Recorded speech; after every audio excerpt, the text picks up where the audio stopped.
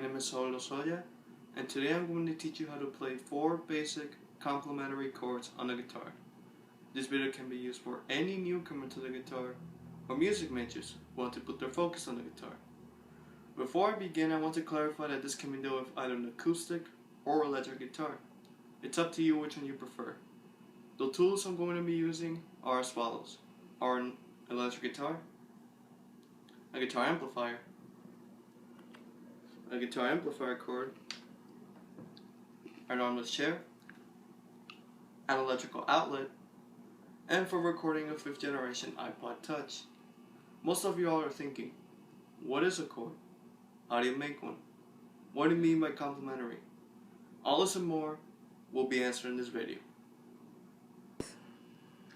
To understand what a chord is, we need to know its 2 key components: pitch, how high or low a note is, and harmony, how well a note goes well with another note. There are 6 natural notes on the guitar.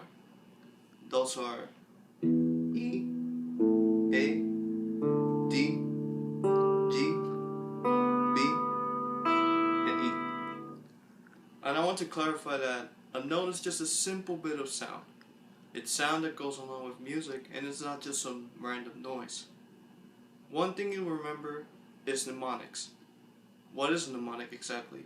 A mnemonic is something that you can use to remember something easier. For example, one mnemonic you can use for the 6 natural notes on the guitar is every adult dog growls, barks, and eats. There are other mnemonics that you can use, but the one I just said is the easiest to remember. Now that we know what a chord is, it's time to show you how you position a chord. Within the guitar neck, there are several steel bars located throughout the entire neck. These are called frets. Frets are used to indicate on which note you can play the guitar. For example, let's say I use my index finger on D.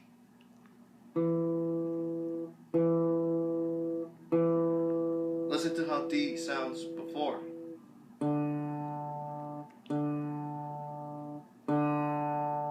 And when I use my index finger on the 2nd fret in the 2nd steel bar,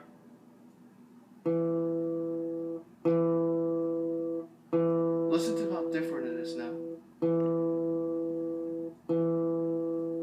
The reason for this is because since I went over 2 frets, that means that the note changed in pitch twice.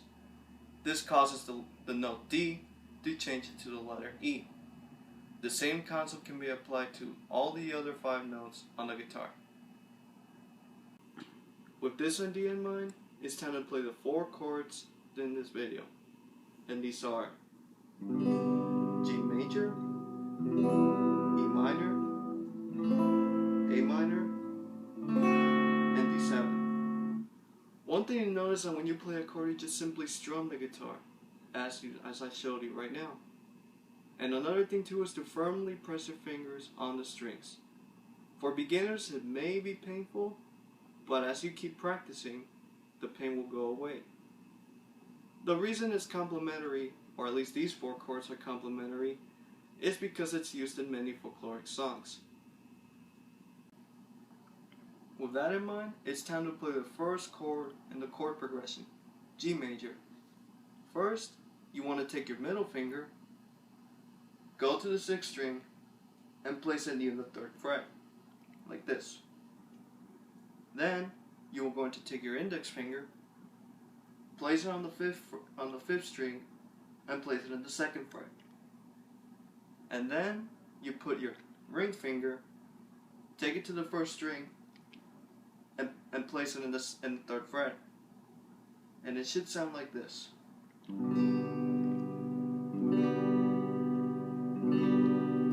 Remember, firmly press the fingers onto the strings.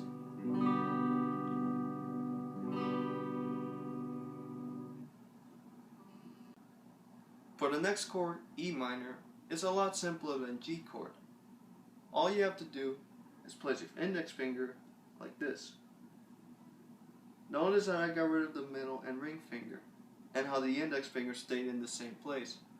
That's because when you change it to a chord, most of the time, for your convenience actually, you have to keep placing the finger where you played the previous chord.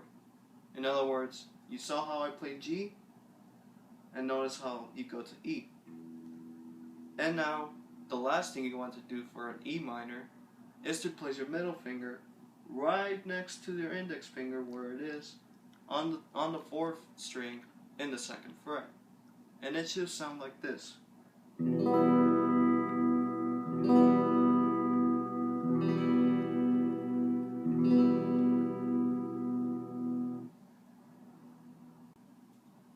For the next chord, A minor, that uses the index, middle, and ring finger.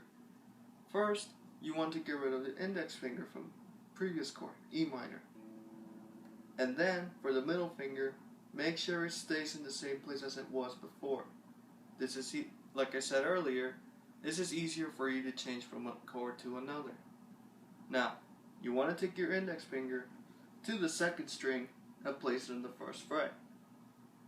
Once that is done, you want to take your ring finger, go to the 3rd string, and place it right next to the middle finger in the 2nd fret.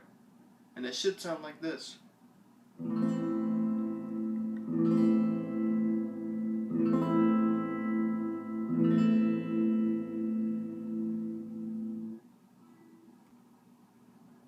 Finally, for the last chord, D7, there's something different about it. Remember from A minor, where the 6th string remains silent? Well, for D7, the 5th string is also silent. That means in this chord, only 4 notes are used. To position D7, all you have to do is get rid of the middle and ring finger. Keep the index finger in place. Now, for the middle finger, you want to put it in the 3rd string in the 2nd fret. And for the ring finger, you want to use the 1st string and place it in the 2nd fret. And it should sound like this.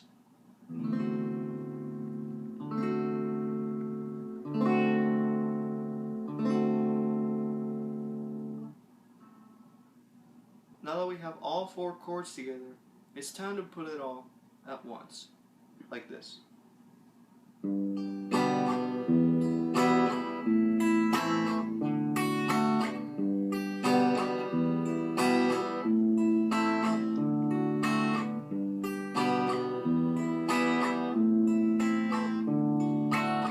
Notice how well the chords sound very nice together.